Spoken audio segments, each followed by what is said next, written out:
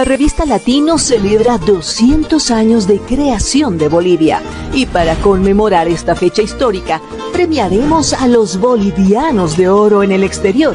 La invitamos a una noche inolvidable en la gran...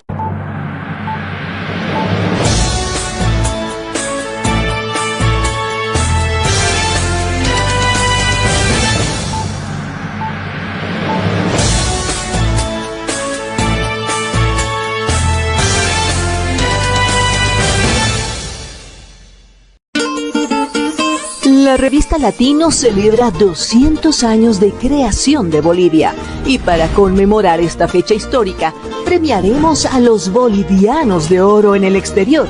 La invitamos a una noche inolvidable en la gran gala de presentación de nuestra edición especial Bicentenario de Bolivia. Un encuentro donde el pasado y el futuro se abrazan. Sé parte de este evento que hará historia. 200 años de independencia, mi Bolivia. Cambas, collas y chapacos compartiendo tu canción. ¿Tu campaña está lista para la victoria? Cardisa y Analítica es tu socio estratégico con análisis de Big Data e Inteligencia Artificial. Transformamos el ruido de las redes en información clave para tu triunfo. Ofrecemos asesoría política integral, servicios de analítica de vanguardia, libros especializados y capacitación exclusiva. Con Cardisa y Analítica no solo compites, ganas. Contáctanos.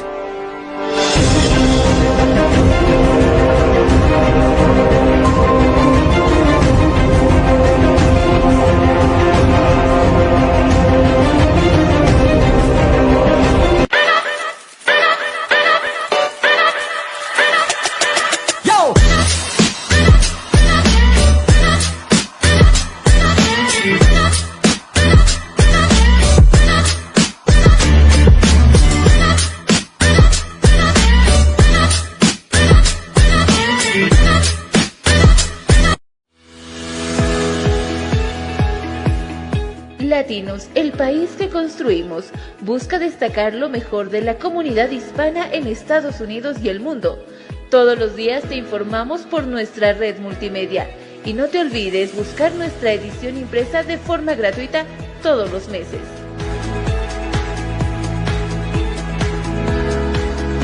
Latinos, el país que construimos. ¿Cómo están, amigos? Muy buenos días, José Antonio. Otra jornada más bueno, podríamos decir que es la última semana de junio, ¿no es cierto? Nos estaría solamente el lunes para concluir el mes, pero prácticamente es la última semana de junio. ¿Cómo estás?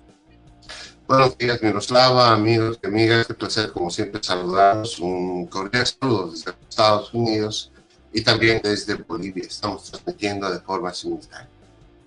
Así es, y tenemos mucha información, muchas cosas que han pasado en las últimas horas. Bueno, sobre todo, ¿no es cierto?, a nivel mundial, es una información que ayer en algún momento dio una especie de pausa mental de lo que significaba un inicio de guerra que se da entre Irán e Israel, pero bueno, horas después las acciones fueron diferentes, totalmente diferentes. Creo que eso es lo que más ha llamado la atención en las últimas horas a nivel mundial, y también tenemos noticias de otros países más que vamos a ir desglosando poco a poco. Sí, ayer justamente se conocía el hecho de, pues son varias las informaciones que han pasado. El mismo hecho de que Irán lanzaron un ataque a la base militar en Qatar, una de las bases más grandes de los Estados Unidos en Medio Oriente, y todos esperaban la reacción de Estados Unidos. Hubo una especie de gabinete, una especie de reunión de alto nivel en la Casa Blanca, donde todos esperaban y querían saber qué iba a pasar, porque al parecer la reacción de los Estados Unidos se iba a expresar con otra afrenta a Irán. Sin embargo, en la tarde, el presidente Donald Trump hacía esta declaración. Esta era la información que circulaba, Miroslava, amigos, ayer en la tarde, pero a esta hora decirles de que estamos monitoreando la información tanto Israel como Irán están denunciando que durante esta madrugada de este martes continúan los bombardeos. El cese al fuego que había anunciado el presidente Trump no se está cumpliendo. Y según dice Irán, el anuncio del presidente Trump fue unilateral, es decir, que no se les consultó. Pero veamos el anuncio que hacía ayer en la tarde, que daba paz, pero al parecer esto no se está efectivizando en estas horas. El presidente de Estados Unidos, Donald Trump, anunció el lunes que Irán e Israel acordaron un alto el fuego total. El mandatario estadounidense señaló en su plataforma Truth Social que este acuerdo supondrá el fin oficial de la guerra de 12 días, desencadenada el 13 de junio por un ataque israelí sin precedentes contra su gran rival regional. No hubo comentarios inmediatos de Israel o Irán confirmando el acuerdo. Según lo descrito por Trump, el alto el fuego será un proceso gradual de 24 horas que comenzará alrededor de las 4 horas GMT del martes, con Irán deteniendo unilateralmente todas las operaciones. Israel seguirá el ejemplo 12 horas después. El anuncio del mandatario estadounidense llegó solo horas después de que Irán lanzara ataques contra una base militar estadounidense en Qatar, que él describió como una represalia débil por los ataques estadounidenses del fin de semana contra bases nucleares iraníes. Bien, eso es lo que decía el presidente. Así está la situación.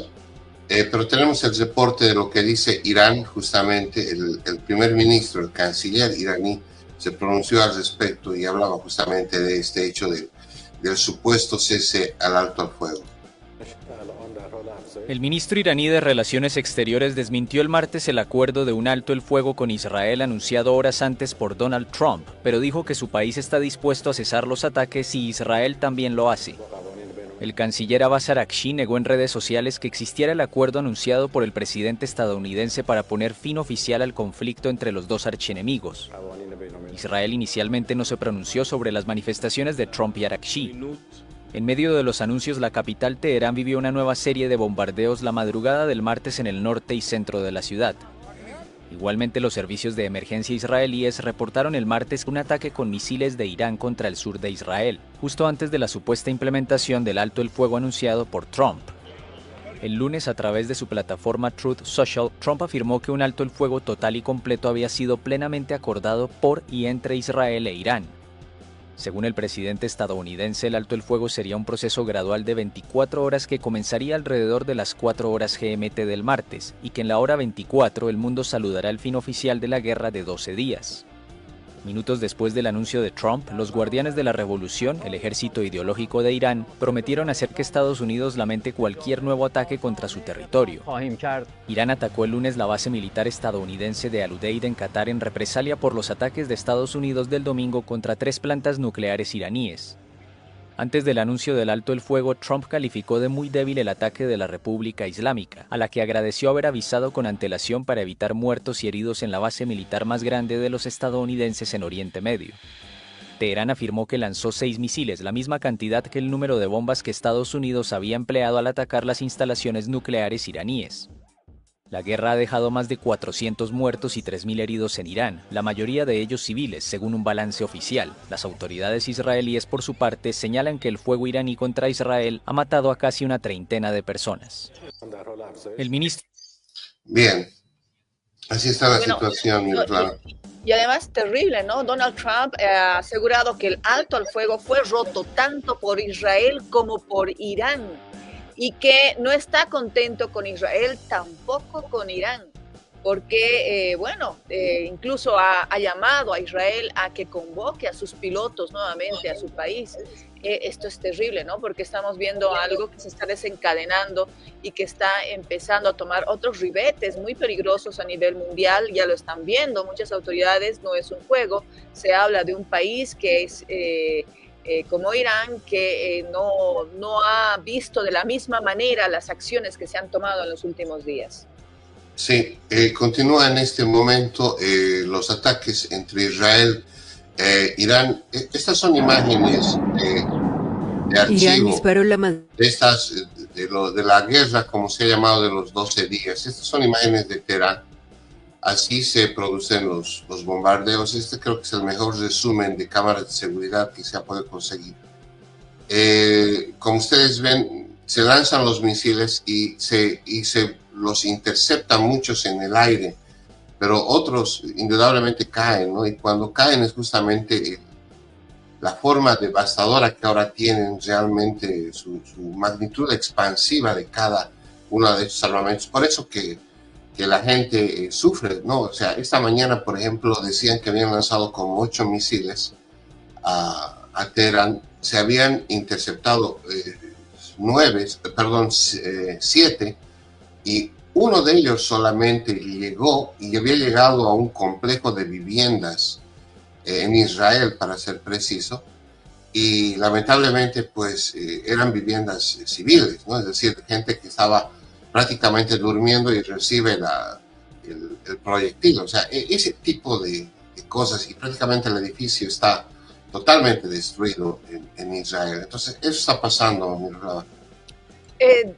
Quiero ser un poco impertinente en un sentido que va más allá. Acá hay información respecto al hecho de que muchos familiares se habrían comunicado de bolivianos en Estados Unidos con familiares acá en Bolivia, y habrían ido anunciando que es muy probable que retornen a nuestro país. Esta situación debido precisamente a lo que implica si se llega a desatar una guerra y esto toca a Estados Unidos. ¿Cómo está la situación allá, José Antonio? ¿Cómo es así? ¿Cuál es más o menos la voz del latino en Estados Unidos? La voz de quienes de alguna u otra forma han hecho su vida allá, pero están visualizando esta situación. Y bueno, sí, me imagino que están tomando un plan A, un plan B, un plan C, en el sentido de si es que realmente se llega a tocar este enfrentamiento entre Irán y Israel a Estados Unidos. Bueno, aquí la agenda informativa ha cambiado en las últimas horas, ¿no? O sea, todo era el tema en los medios sobre el tema de inmigración, el tema de las redadas de ICE y demás. Con esto de la guerra, todo el mundo está, yo diría, preocupado. Mira, yo ayer tuve que desplazarme de una ciudad a otra por el trabajo mismo que uno hace de periodismo aquí en los Estados Unidos, y innegablemente uno tiende a mirar el cielo, porque aquí las carreteras, la forma en que uno vive, y si bien es cierto, es una forma acelerada, uno dice, pues, bueno, ¿qué pasaría si te empiezan a caer bombas o algo? ¿No? O sea, el nivel de reacción aquí en los Estados Unidos, hay ciertos protocolos. Sin embargo, obviamente que hay mucha preocupación en nuestra gente. Cerca al 20% de los Marines, de las Fuerzas Armadas de los Estados Unidos, está compuesta por familias de hijos de hispanos. Entonces, también nuestra gente en este momento está en el frente, está combatiendo, obviamente bajo la bandera de los Estados Unidos como ciudadanos americanos, pero de origen hispano. Entonces, nuestra gente está en el conflicto. Han habido desplazamientos, han sido populares, por ejemplo, algunos jóvenes que son pilotos se han hecho incluso selfies, han hecho videos, grabaciones, subiendo al portaaviones, agarrando la bandera americana y también agarrando la bandera de México, la bandera de sus países, ¿no? Es común que usen algunos souvenirs incluso en los cascos los pilotos de los países de origen, ¿no? Aunque obviamente pelean bajo la bandera americana, la bandera de los Estados Unidos, ¿no? Preocupante. Sin duda que es duro, ¿no? Duro para las familias, ¿no? Sí. Sobre todo para quienes tienen a sus hijos precisamente ahí, tal vez ya incluso en este lado de Europa. Sabemos también por las noticias, ¿no es cierto?, que se han atacado algunos fuertes, algunos centros militares específicos de Estados Unidos en diferentes partes de este lado del planeta. Esto implica también el hecho de que hayan tomado acciones, podríamos decir, de defensa.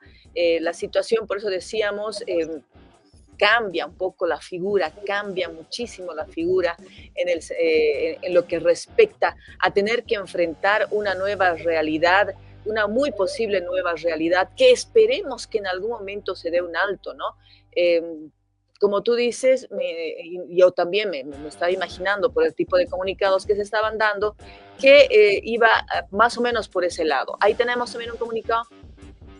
Sí, este es el comunicado de la Policía Metropolitana de Washington. Esto ha circulado el fin de semana ya, no es un comunicado nuevo, pero todas las demás delegaciones de policías en los condados han sacado un similar comunicado, que prácticamente te dicen que estés alerta, piden a la población que denuncien cualquier tipo de movimiento irregular, porque aquí lo que ha trascendido es que también podrían haber atentados dentro de los Estados Unidos por algunos grupos irregulares que estarían tal vez queriendo hacer algún tipo de actividad acá. Entonces la policía, este es el comunicado de la policía, lo repito, de la Policía Metropolitana de Washington, y donde te dice que prácticamente llames a un teléfono, ahí está el número, es el 202-727-9099, es el teléfono de la policía, que se llama el Centro de Crimen en Tiempo Real, así se llama acá, para que la gente se comunique o llame al 911 si ve algo irregular. Y todo el sistema de la policía ha hecho eso, Miroslava. Todos están pidiendo a la población que coopere y vea cualquier cosa anormal, ¿no?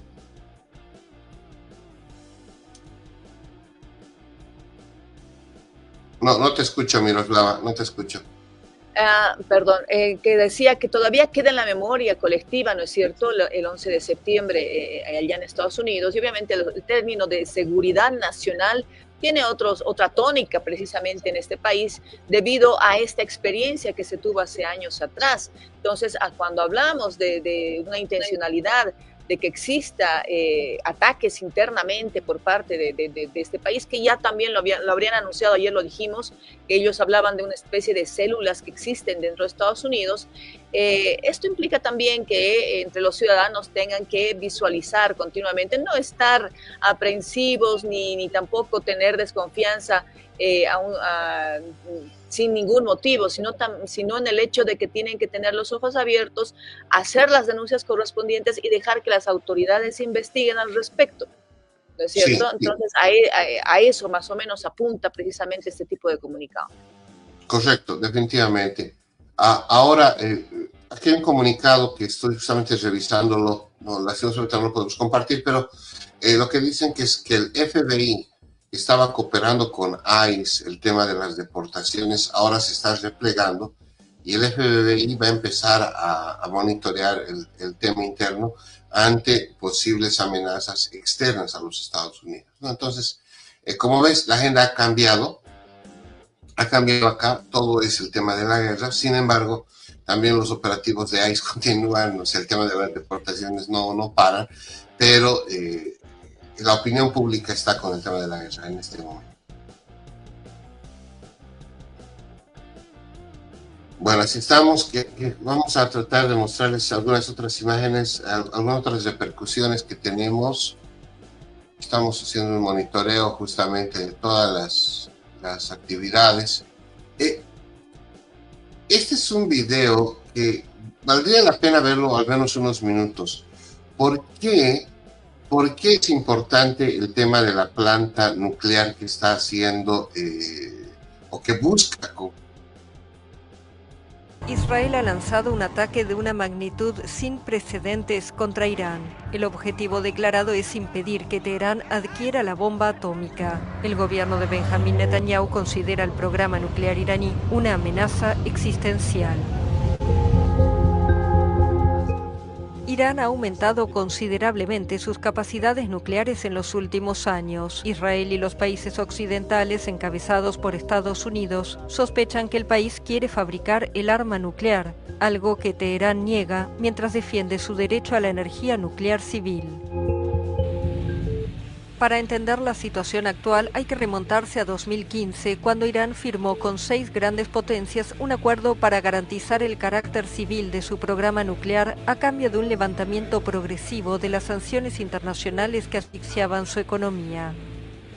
Pero en 2018 Estados Unidos, bajo el primer mandato de Donald Trump, se retiró del acuerdo y restableció las sanciones. En respuesta, en 2019, Irán anunció que dejaría de cumplir sus compromisos.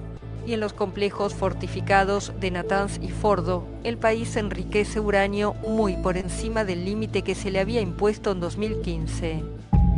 En la naturaleza el uranio está compuesto en un 99,3% por uranio 238 y solo en un 0,7% por uranio 235, el usado para producir energía nuclear. Para aumentar el porcentaje de este último hay que enriquecerlo con centrifugadoras. Enriquecer al 3,5% es suficiente para producir combustible para centrales civiles. El acuerdo de 2015 fijaba un límite de 3,67%. Pero según el Organismo Internacional de Energía Atómica, Irán contaba a mediados de mayo con más de 400 kilos de uranio enriquecido al 60%. Hoy en día es el único estado no dueño de armas nucleares que enriquece uranio a tales niveles que no tienen justificación civil.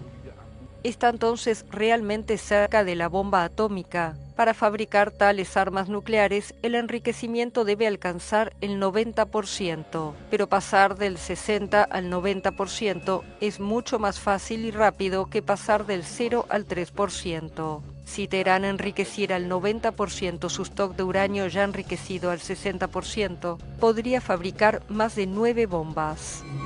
Pero expertos consideran que una vez producida la cantidad de uranio de grado militar, todavía necesitaría varios meses para llegar a fabricar su propia bomba nuclear. En su último informe, el OIEA señalaba que no disponía de ninguna indicación creíble de un programa nuclear estructurado destinado a dotar a Irán con el arma atómica. Pero el 12 de junio, en la víspera del inicio del ataque israelí, por primera vez en 20 años, votó una resolución condenando a Irán por incumplimiento de sus compromisos en el marco del Tratado de No Proliferación Nuclear. Teherán reaccionó anunciando un aumento significativo en su producción de uranio enriquecido. Y el gobierno de Benjamín Netanyahu llamó de inmediato a la comunidad internacional a dar una respuesta decisiva. Estas imágenes satelitales muestran que los ataques israelíes del 13 de junio destruyeron parcialmente en la superficie el centro de enriquecimiento de uranio de Natanz. Este complejo también tiene una gran parte subterránea y el OIEA reporta impactos directos en estas salas profundamente enterradas que contienen miles de centrifugadoras. Según expertos, el corte de electricidad provocado por estos ataques también podría haber vuelto a estas máquinas inutilizables. El otro sitio de enriquecimiento, el de Fordo, también fue atacado, pero no se constataron daños. Sin embargo, siempre según el OIEA, 4 edificios fueron alcanzados en el sitio nuclear de Isfahan. Según varios expertos, Israel puede asestar un golpe severo al programa nuclear iraní, pero es poco probable que pueda destruirlo sin la ayuda militar estadounidense. De hecho, serían necesarias bombas extremadamente potentes para alcanzar las plantas subterráneas de enriquecimiento de uranio. También es difícil que Israel pueda erradicar las competencias adquiridas por Teherán, aunque 9 científicos expertos en energía nuclear hayan sido asesinados en los ataques. Lo único cierto hasta ahora es que la ofensiva israelí frenó en seco las conversaciones sobre el programa nuclear iraní entre la República Islámica y Estados Unidos. Bueno, ahí era el reporte, este reportaje importante que nos cuenta un poco por qué, digamos, por qué la mirada del planeta hacia Irán y la amenaza de esta bomba nuclear que podría crear esta planta. Como ven, ahí existen posiciones encontradas, no se tiene la certeza de la viabilidad de una bomba a mediano plazo, pero sí el camino, si vale el término, el inicio del proceso está ahí. Es por eso que existe el temor mundial. Y el presidente Donald Trump lo ha dicho varias veces, Irán es una amenaza mundial, tomando en cuenta todos estos elementos.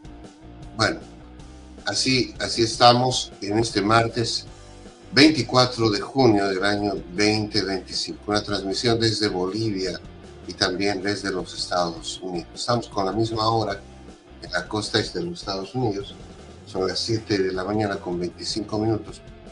Y bueno, queremos cambiar de información. Quiero mostrarles esto que está pasando en El Salvador. Atención a toda la comunidad de El Salvador, a los amigos que siguen la revista Latinos de El Salvador. Gracias por la gentileza de seguirnos. Esta información llega desde El Salvador a propósito de que el presidente Nayib Bukele ha decidido en las últimas horas realizar un movimiento importante de tropas militares para preservar la seguridad del país, porque se estarían gestando nuevos grupos de pandilleros, nuevos grupos irregulares, nuevos grupos violentos que podrían amenazar la paz que ha logrado El Salvador. El presidente de El Salvador, Nayib Bukele, ordenó el fin de semana el despliegue de 2.000 militares y policías en una comunidad de Ilopango, en la periferia este de la capital. El operativo forma parte de la guerra contra las pandillas que emprendió el mandatario y por la cual declaró al país bajo un régimen de excepción que permite detenciones sin orden judicial. Según Bukele, en esta comunidad algunos pandilleros han intentado regresar y reorganizarse.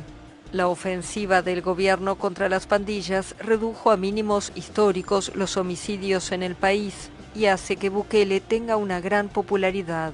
Pero el régimen de excepción es fuertemente criticado por organismos defensores de derechos humanos porque no se aplica el debido proceso. La gente le llama un régimen, pero es cierto que un régimen como que la palabra es muy grande, como que llama que los va a encerrar. No, aquí vivimos libres, o sea, estamos en un país libre. Usted puede salir hoy a las 11 de la noche, 12 de la noche a caminar, a comer, como usted quiera, y hay seguridad, pues usted se siente tranquilo. Bajo el régimen de excepción han sido detenidas unas 86.000 personas acusadas de ser pandilleros o cómplices. Unas 8.000 recuperaron su libertad por ser inocentes, según el gobierno, aunque grupos humanitarios aseguran que siguen vigilados o en proceso judicial. Bueno, así está el reporte desde El Salvador. Preocupa el tema de las pandillas allá. Bukele está con su política agresiva de cero tolerancia justamente a estos grupos irregulares. El presidente de El Salvador.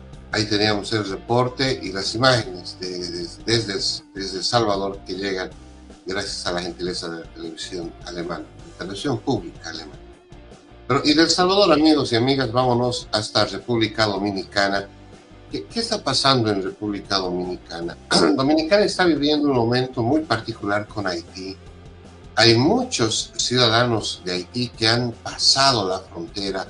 Hay un éxodo. Ustedes saben que hace varios años las cosas no están bien en Haití, justamente producto de una convulsión interna, producto de una crisis política. En medio de eso hubo el asesinato incluso a un expresidente. Bueno, varias cosas que han pasado en Haití ha provocado que la gente busque escapar de este país. Y uno de los refugios naturales ha sido República Dominicana. Pero los niveles de inmigración han sido tan altos que en este momento República Dominicana no puede absorber estos migrantes. Y es por eso que incluso ha decidido, atención con esto, seguir construyendo, esa es la palabra adecuada, el término adecuado, seguir construyendo un muro que limita República Dominicana con Haití. Veamos el informe. República Dominicana inició el viernes la construcción de la segunda fase del muro fronterizo con Haití.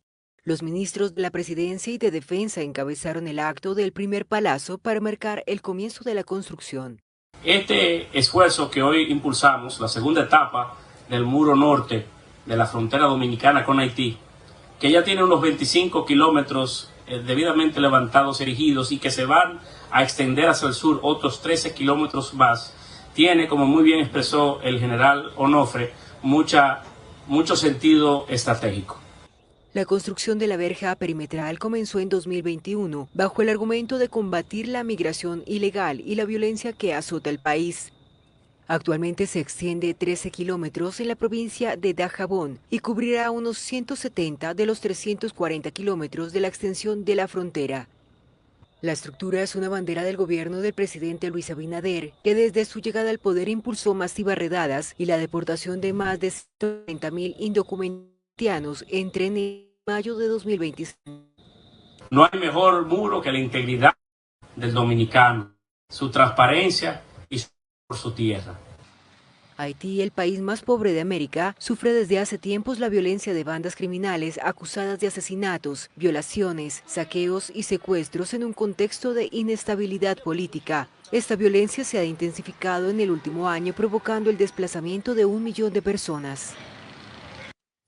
Bueno, así está Haití. Es lamentable lo que está pasando en este país de Centroamérica.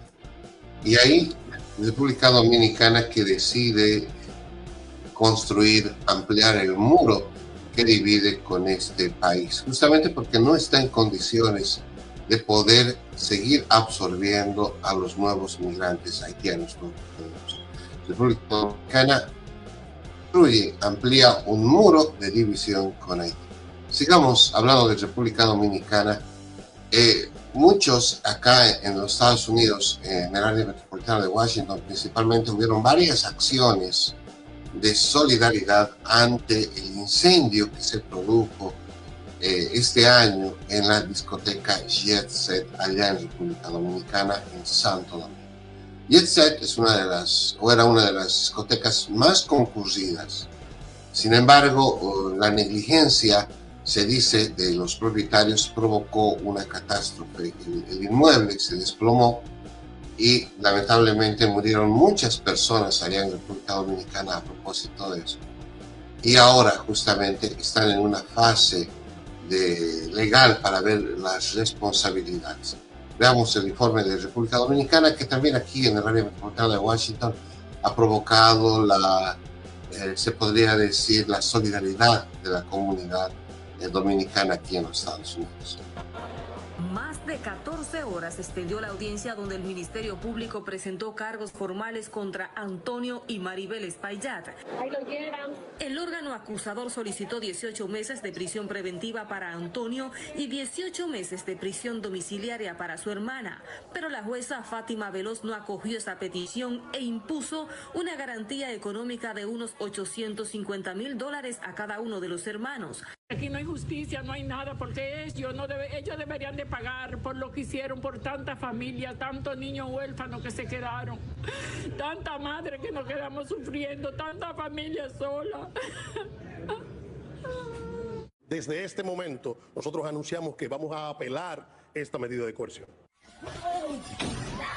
La magistrada acogió la solicitud del Ministerio Público de declarar el caso complejo y la calificación jurídica de homicidio involuntario. Fue una decisión ajustada a los presupuestos que se plantearon. La familia Espaillat emitió un comunicado donde informó que suscribió acuerdos de compensación económica con 40 de las víctimas.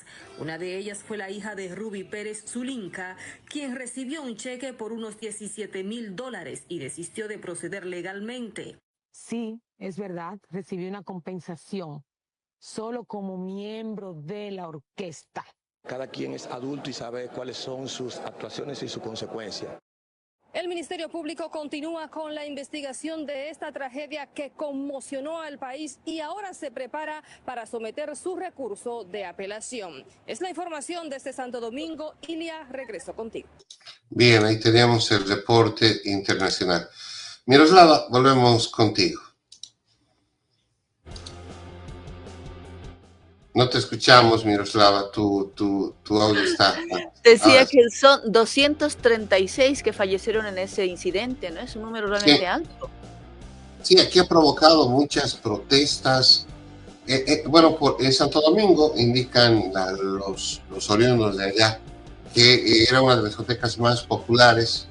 El informe lamentablemente dice que no se hizo el mantenimiento correspondiente y fue popular acá porque incluso murió Rudy Pérez, uno de los emblemáticos cantantes, y bueno, como hoy en día todo el mundo está acostumbrado a ir a la discoteca, a las fiestas con celular y filmar, ya te puedes imaginar los videos que circularon de la tragedia. Entonces aquí fue de mucho impacto.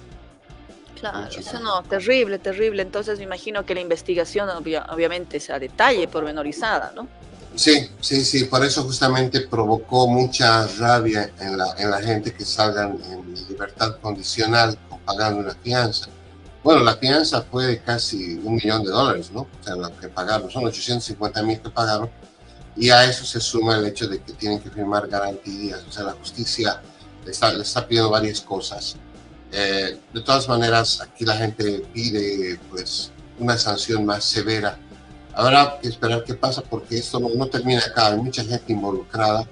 Y aquí en los Estados Unidos, en el DMV, incluso hubieron días donde la gente salió a prender velas, a orar por las víctimas que murieron. Te repito, una de las discotecas más icónicas, una de las discotecas más populares allá en Dominicana, en Santo Domingo.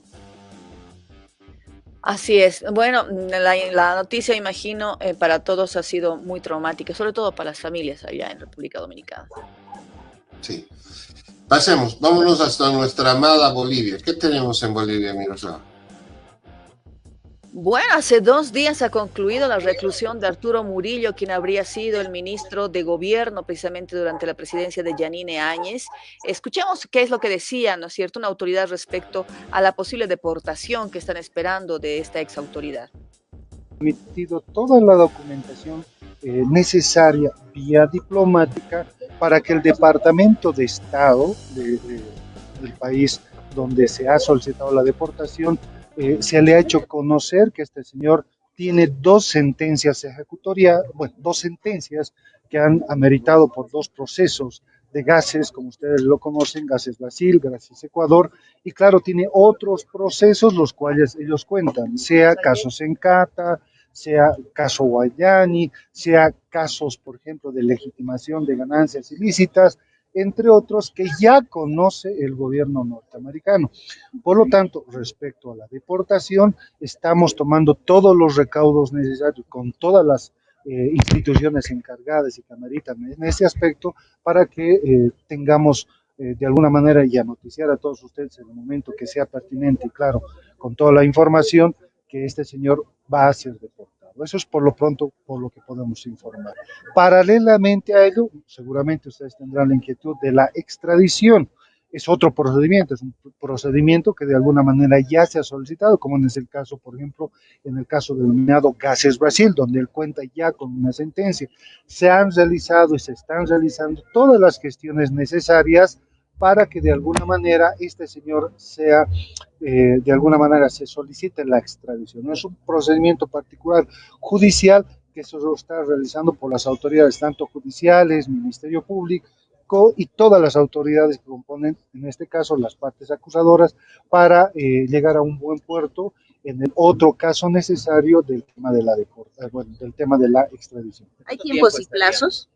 Mira, respecto a plazos, en el último caso no estamos a plazos. Ustedes recordarán que también es un tema que podría durar meses, podría durar inclusive un poco más de esos meses en el tema de la extradición, porque es un tema que seguramente la defensa de él se opondrá a la extradición. O sea, estamos a circunstancias judiciales, no son como en el caso de la deportación, que es un tema eminentemente administrativo que le corresponde a un juez de migración. Y en este caso, si fuera expreso, obviamente los resultados serán en cuestiones de semanas, menos de un mes. En el caso hipotético que no encontremos el tema de la solicitud de asilo o que no se encuentre antecedentes. Bien. Toda la documentación. Ahí escuchábamos entonces al procurador, él dio declaraciones el día de ayer, Ricardo Condori es el procurador general del Estado en Bolivia, y estamos hablando de este personaje, Arturo Murillo, quien el 2019 hacia el 2020 fue ministro de Gobierno. Él se encontraba con un proceso judicial en Estados Unidos, él escapó, se fue hacia Estados Unidos una vez ingresó el nuevo gobierno de Luis Arce tras las elecciones precisamente del 2020 y enfrentaba un proceso, ¿no es cierto?, en el cual se le dio cárcel por mucho tiempo. Hace 2 días nos dicen que ya habría cumplido su sentencia y que ahora se está hablando incluso que se va a ver la forma de que retorne al país para poder rendir cuentas precisamente de otros procesos más también que se encuentran en Bolivia y que el gobierno habría instalado, ni bien fue parte de la nueva gestión gubernamental. Sí, bueno, Arturo Murillo tendría que responder por 2 procesos, dice el procurador. 2 procesos sí, que tienen son que ver. 8 en realidad. 8 procesos, ok. Sí, 8 bueno, procesos. hay que precisar eso, ¿no? Pero son procesos por corrupción, ¿no, Miroslava? Tiene Claro, y acusaciones. dos de ellos tienen sentencia. 2 con sentencia y 6 todavía se mantienen, ¿no? En realidad sí son 8. Ok. Bueno, acá Arturo Murillo habrá que ver qué ha pasado, porque si ha cumplido ya su condena. Entiendo que el 21 de junio pasado, me imagino que está aquí todavía en los Estados Unidos, y habrá que ver qué ha pasado realmente. Me preocupa lo que dice el procurador, porque da la impresión de que está todavía en una fase.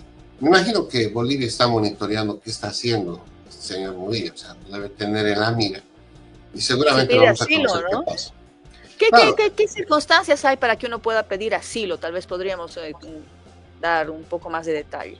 Bueno, aquí una de las visas que más se solicita es la visa U, que es la visa humanitaria, que busca que aquellas personas que tienen algún tipo de posibilidad de ser dañadas, perjudicadas o afectadas en su integridad física o psicológica, puedan acceder a un asilo en los Estados Unidos, ¿no? En este caso, por ejemplo, muchos refugiados de guerras, refugiados por violencia, llegan a los Estados Unidos y adquieren esta calidad, ¿no?, de la visa humanitaria. Ahora, en el caso de este señor, él tiene una particularidad, tiene sentencias de la justicia boliviana. Entonces, habrá que ver en qué fase está su solicitud. No creo que los Estados Unidos le den la visa U, a no ser que él haya comenzado ya su trámite, porque incluso acá él estaba detenido en una cárcel de los Estados Unidos, justamente 70 meses. Claro, por un tema de corrupción, o sea, por un tema de haber violado el manejo. A ver, hay que ser muy precisos. Aquí en los Estados Unidos nosotros tenemos la Reserva Federal, que es como el Banco Central, haciendo una analogía a Bolivia. La Reserva Federal monitorea todo el manejo de las cuentas bancarias, es decir, regula a los bancos. Cuando se lo detiene el señor Murillo aquí en los Estados Unidos, se lo detiene porque él intentó meter recursos, es decir, dinero, sin justificar de dónde tenía ese dinero, ¿no? Entonces, yo te voy a poner un ejemplo que a mí me ha pasado hace unos años. Cuando yo decido comprar un vehículo acá, con recursos de un ahorro de mi peculio en Bolivia, me investigaron incluso de dónde yo tenía los recursos, qué compañía tenía en Bolivia. O sea, llegan a ese nivel los de la Reserva Federal para ver que no tú, entre comillas, laves dinero de hechos ilícitos. Yo tuve que justificar incluso la compañía que tenía en Bolivia, el registro que tenía en Bolivia, y la Reserva Federal de esa manera me autorizó el poder incluso tener un bien que no era, digamos, una gran inversión, sino para comprar un tema doméstico, ¿no? O sea, ese tipo de cosas pasan. Entonces, en el caso del señor Murillo, lo que ha pasado es que él justamente le observaron cómo metía dinero a los Estados Unidos y las cantidades que, al no poder justificar, es que lo detienen y lo sancionan. Entonces, yo no creo que él tenga acceso a una visa humanitaria. De hecho, él va a ser, creo que lo que corresponde es que él sea deportado, porque no te olvides que un proceso de extradición pues es mucho más largo y es mucho más complicado, y Estados Unidos no tiene un elemento para mantenerlo el señor aquí, o sea, no tiene ningún interés. Lo van a poner en frontera y Bolivia se lo va a tener que recoger. Y hay un precedente, ¿no? Tenemos entendido que Estados Unidos podría actuar como lo hizo en el caso del señor Sergio Méndez, ex colaborador de Murillo, deportado de Estados Unidos. Claro. Imagínate con ese antecedente más seguro que Arturo Murillo en breve esté en La Paz o esté ya en la justicia boliviana, ¿no? Ahora, junto con Arturo Murillo te cuento que han llegado muchos bolivianos acá, de la administración de Yanine Áñez. Salud, Miroslava, espero que no te desee. Gracias. Te cuento que han llegado muchos bolivianos ¿no? Ex autoridades, ex directores. Bueno, la lista es larga. Han llegado aquí a los Estados Unidos que no sé hasta qué punto tendrán vinculación con este señor, pero que también tendrían que, sí, pues incluso hay gente que tiene sentencias en Bolivia que en este momento está buscando asilo político en los Estados Unidos. O sea, no han cometido ningún delito aquí en los Estados Unidos, en Bolivia tienen sentencia y aquí están buscando un asilo político. Entonces, yo conocí de casos de gente, de personas que ni siquiera eran muy conocidos públicamente, que trabajaron de alguna forma indirecta o directamente durante este gobierno, pero sí acumularon ciertos datos para hacer la solicitud de asilo político. A algunos les surtió y otros. Claro, porque el trámite administrativo es simple. O sea, tú presentas los antecedentes y solicitas ante el juez esta condición. El juez te programa, el juez analiza el caso y da o no te da opción. Entre tanto, te puede dar incluso un social. Aquí lo que más la gente busca es tener acceso a un social security que te puede dar la opción de poder trabajar, ¿no? O sea, te da entre tanto eso, pero eso no te garantiza tu condición de refugiado. Hay también un atenuante, ¿no? Murillo asegura que tiene nacionalidad croata, cosa que todavía no se ha demostrado. Claro, pues sin duda la defensa seguramente debe tener elementos, pero lo cierto es de que hay 2 sentencias en Bolivia y hay 6 procesos más donde el señor tiene que responder, ¿no? Y con el antecedente de que aquí en los Estados Unidos ha pagado cárcel por haber manejado los recursos sin haber justificado su procedencia. Entonces, todo ese es el contexto que él tiene. Ahora, hay que ser precisos. La gente que aplica para visa humanitaria por un tema político, Miroslava, no puede realizar actividad política aquí en los Estados Unidos. Yo he estado viendo gente que está buscando la visa humanitaria de nuestro país aquí en los Estados Unidos y que se dedica a hacer podcast, se dedica a hacer política, son opinadores públicos, que, bueno, la libertad de expresión, la primera enmienda aquí en los Estados Unidos te garantiza eso, que tiene que ver mucho con, la primera enmienda tiene que ver mucho con el tema de la libertad de expresión, pero en el fondo, o sea, uno que no es ético, y segundo de que Estados Unidos no te permite, en tu calidad de asilado político, realizar política, ¿no? Entonces, hay cosas que a veces desconocen y que seguramente es un tema de abogados, pero ahí la representación de Bolivia seguramente puede hacer muchas cosas, ¿no? Seguramente van a ver. Más aún si hablamos de personas que tienen procesos aquí en el país, ¿no? Claro. Hay que tener mucho cuidado. Más aún si tienen sentencias, Miroslava. Es el tema. Sí. Bien, tenemos más material de Bolivia. En la víspera hubo San Juan, también tenemos una nota de... Se celebró San Juan con cierta medida, pero la gente intentó de alguna forma darse esta pausa, ¿no es cierto? En medio del tema de la crisis, de malas noticias y todo demás. Podemos poner tal vez un poco las imágenes de fondo, porque solamente son imágenes. Esto es del municipio de Sacaba, nos hicieron llegar los de la alcaldía de Sacaba precisamente el operativo en el cual se pudo hacer una especie de control, porque aún hay enraizado en muchas familias en Bolivia esa costumbre de hacer fogatas.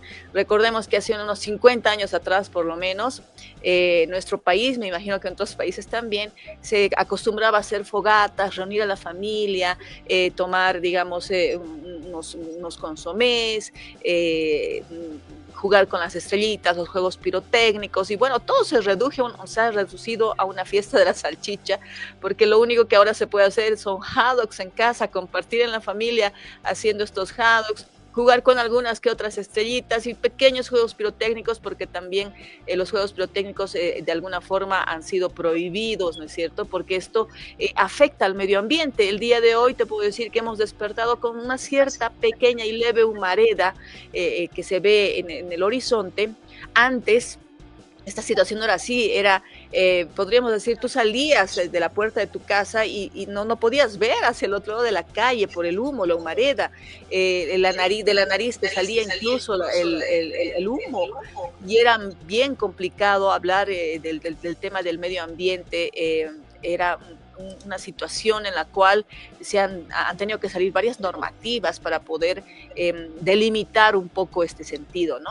Y no sé si de esto podemos poner la nota de focos, porque aquí viene el informe precisamente del ministro, porque esta temporada, esta época del año que estamos ingresando invierno, hay mucha gente que se dedica a lo que es la quema, ¿no? de ciertos espacios verdes. Es una quema que supuestamente se da para que después pueda ser más fértil la tierra. Sin embargo, esto puede llevar a grandes focos de incendio, los cuales hemos tenido cifras muy altas en años pasados, donde los focos de incendio eran unos focos enormes que se comían gran parte de nuestro país, en un sentido alarmante. No solamente se da en Bolivia, se da también en Brasil, se da también en otros países vecinos. Y bueno, aquí está el informe más o menos que agradecemos a Brújula que se va a por esto. Por la presencia de los focos de calor y también probablemente incendios forestales. El día de ayer Bolivia ha amanecido con 128 focos de calor, de los cuales 103 están en el departamento de Santa Cruz, 20 en el Beni y 5 en Cochabamba. Asimismo, el CENAMI ha emitido una alerta de color naranja ante la presencia de vientos moderados a fuertes. En el departamento de Santa Cruz se estima que los vientos van a sobrepasar los 100 kilómetros por hora. Son 134 municipios, en La Paz 43, en Oruro 34, en Potosí 28, en Santa Cruz 28 y en Tarija 1, es decir, que también en esta semana Bolivia va a sufrir lo que decíamos, la presencia de fuertes vientos. Bien, hay autoridad contando. Claro. Juan Carlos Calvimontes es viceministro de Defensa Civil, ese es el detalle. Recordemos, esto no es para dejarlo de lado. En el 2019 se dio un incendios forestales tan fuertes que pusieron en peligro una presidencia. Con eso empezaron las movilizaciones, porque existen leyes normativas en las cuales delimita el hecho de que no puedes recurrir a la quema para poder apropiarte de terrenos. Entonces, las leyes no se las cumplen, son un poco, digamos, desajustadas por hectárea, son 400 bolivianos casi, creo, por la multa que se tiene. Es una cifra realmente muy baja. Esta subió un poco más y aún así se mantiene el hecho de que hay personas inescrupulosas que para poder hacerse de tierras de una forma más fácil, decir que son tierras agrarias, queman bosques. Entonces, esta es la situación que ha puesto en riesgo en más de una ocasión a gobiernos. Y bueno, aquí tenemos también un poco al respecto de la tradición que se tuvo que bueno, han tratado de mantener en algunas poblaciones, una de ellas en Santa Cruz, recuerdo precisamente, ellos son los únicos que están manteniendo el fuego de la tradición. Ellos tienen la tradición en el oriente incluso de caminar sobre las brasas, ¿no? Porque esto traería un poco más de prosperidad para la persona que lo hace. Esta es la etapa del deber. Tenemos también esta otra en la estrella, como pueden ver es lo mismo. El gobierno activa plan de prevención de incendios con monitoreo satelital, con este contexto, ¿no es cierto? Que tenemos esa experiencia negativa, lo que podemos hablar de incendios forestales. Bueno, aquí en la etapa del deber me preocupa esto que dice al inicio. Sarampión y frío aceleran la decisión sobre las vacaciones. ¿Qué está pasando con el sarampión, Miroslava? ¿Qué te parece si escuchamos precisamente a la autoridad hablando de los casos de sarampión? Esto ha aumentado la preocupación. Los casos de niños con sarampión se ha incrementado en las últimas semanas. Ante la presencia de lo que es estos casos, nosotros, conjuntamente con el personal que se encuentra reunido, a la presencia de lo que es la notificación internacional, el Servicio Departamental de Salud, como ente rector de lo que es el departamento, ha sacado en primera instancia la alerta epidemiológica, manteniendo lo que es la vigilancia epidemiológica, búsqueda de casos activos. En segunda instancia, se ha instruido lo que es al personal de salud, de poder fortalecer lo que son las vacunas. En tercera, se ha emanado a través del Servicio Departamental de Salud la resolución 020-2025, que indica que todo el personal de salud, médico, enfermera, auxiliar en enfermería, personal de laboratorio, debe intensificar la ayuda para la vacunación en nuestros niños menores de 5 años. Y esta resolución engloba que van a trabajar sábados y domingos, justamente con el acuerdo que tenemos acá con nuestras autoridades, con la finalidad de buscar lo que es una solución. Y la solución está en las vacunas. Debemos entender un aspecto muy en claro en relación de lo que es el manejo que se está realizando por el personal de salud. En primera instancia, estamos haciendo la vigilancia epidemiológica activa. En segundo, el control de lo que son los focos de contagio. O sea, haciendo el seguimiento de las personas contacto. En cuarto caso, aumentar la cantidad de vacunación en niños menores de 5 años. Recordemos que un niño con el esquema completo, con las 2 dosis, es un niño que va a evitar distintas enfermedades, y más aún como lo que es el sarampión. Recordemos a nuestra población médica, a nuestro personal de salud, que debemos priorizar la vacunación. Son 52 casos a nivel nacional confirmados de sarampión. Esto ha alertado muchísimo a las autoridades. Él es del CEDES en La Paz. En La Paz existen ya 2 casos. Existen como 300 casos de sospecha de niños con sarampión. Y bueno, las autoridades de salud aseguran que es una medida necesaria. Están pidiendo incluso se adelante las vacaciones de invierno de los colegios prevista para el del 7 al 18 de julio. Muy aparte, ha incrementado el frío, pero estos casos de sarampión están alertando a los padres de familia y a las autoridades de salud en Bolivia. Esto no se dio en mucho tiempo, ese tipo de casos. Se asegura que se debería a que algunas personas, familias, habrían reducido la vacuna contra el sarampión a un 30% a nivel nacional, y esto ha preocupado por una situación, podríamos decir, descuidada de muchas personas que evitaron precisamente vacunar a sus hijos contra esta enfermedad. Bien, la alerta en Bolivia sobre el sarampión, ahí la autoridad recomendando y pidiendo justamente las previsiones del caso. Me parece importante lo que hace a nivel de previsiones, el hecho mismo de movilizar a la población, las recomendaciones pues importantes. Seguramente el monitoreo nos dará más datos en la jornada, Miroslava. Claro, como te digo, son 300 casos que son de sospecha y 52 ya confirmados. En la presente jornada esperemos que no crezcan desmedidamente esta cifra, pero sí los padres creo que tienen que tomar todas las medidas correspondientes. El sarampión puede ser contagioso, entonces tienen que revisar sus cartillas de vacunación, vacunar o no vacunar a sus hijos. Si existe un caso en las aulas o en el colegio, tomar la previsión respectiva. Hay colegios que incluso ya han sugerido que se haga de manera virtual algunas clases, ¿no es cierto? Entonces sí, es de preocupación. Bien, ahí un poco estábamos viendo los periódicos, justamente El Deber decía, sarampión y frío aceleran decisión sobre las vacaciones, es decir, se va a ampliar, se va a adelantar las vacaciones escolares en Bolivia. Bueno, esto es posible. Bueno, así estamos, Miroslava. ¿Qué más tenemos? ¿Con qué más amaneció nuestra amada Bolivia? ¿Cómo va el ambiente electoral?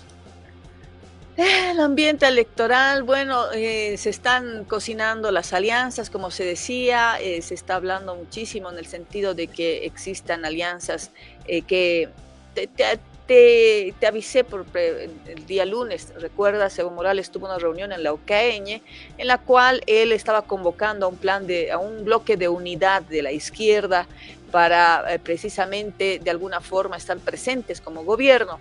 Recordemos que los partidos que tendrían esta tendencia vienen a ser el Movimiento al Socialismo, que ha descartado tener alguna alianza con Evo Morales, el MTS, que está con Andrónico Rodríguez, el cual obviamente todavía no se ha manifestado al respecto, y también estaría la UCS, Alianza por el Pueblo, que también hay voces de que aseguran que podría haber esta alianza. Sin embargo, esta aún no se ha consolidado o no se ha oficializado por ambas partes.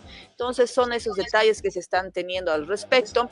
Sabemos que el día de ayer por otra parte, uno de los candidatos de NGP, que viene a ser el señor Dung, ha presentado ya su requerimiento a la Contraloría General del Estado para poder solicitar en base a su formulario sus papeles que lo puedan habilitar para ser ya de una vez candidato. Es precisamente en la papeleta donde teníamos ese vacío de la fotografía.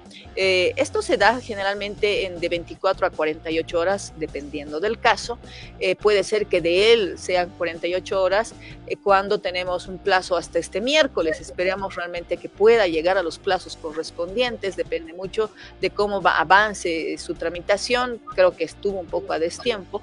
Y también tenemos los candidatos que ya están empezando a hablar, están empezando a dilucidar, a hacer referencia a algunos hechos. Manfred Reyes Villa asegura que tuvo que recurrir a la CIDH para que sus procesos judiciales bajen de tono y pueda él habilitarse como candidato hace años atrás y ahora esté más tranquilo. Tenemos a un Rodrigo Paz Pereira que asegura que va a remontar sus cifras. Él quiere ganar a Manfred Reyes Villa en cifras en las encuestas. Él se da un plazo personal de hasta incluso 2 a 3 semanas y después sería su próximo reto, según él, Andrónico Rodríguez. Entonces, todos ya están empezando de alguna forma a vender su charque, como podríamos decir. Bien, así está Bolivia. Nos despedimos, amigos y amigas. Mañana, Dios mediante, estaremos en Aquí y Allá, esta propuesta que busca, como siempre, informar a nuestra comunidad. Hasta mañana, Miroslava.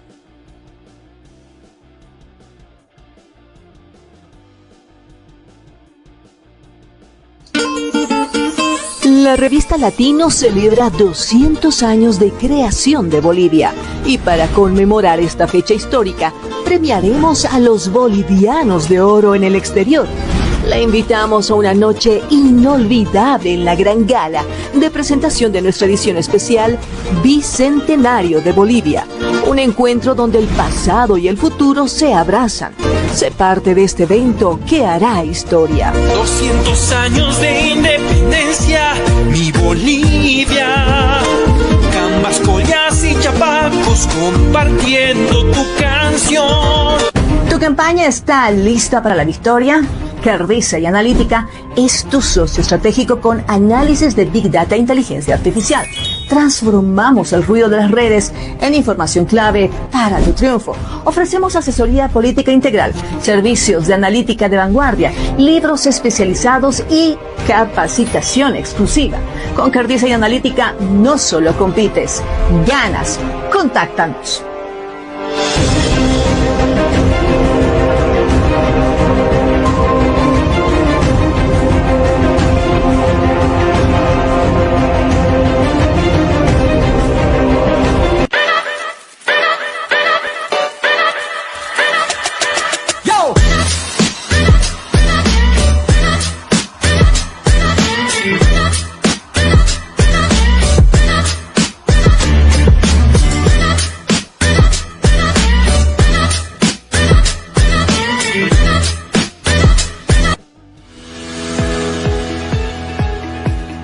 Latinos, el país que construimos, busca destacar lo mejor de la comunidad hispana en Estados Unidos y el mundo.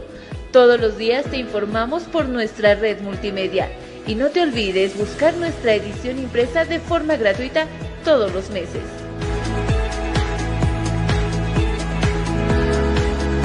Latinos, el país que construimos.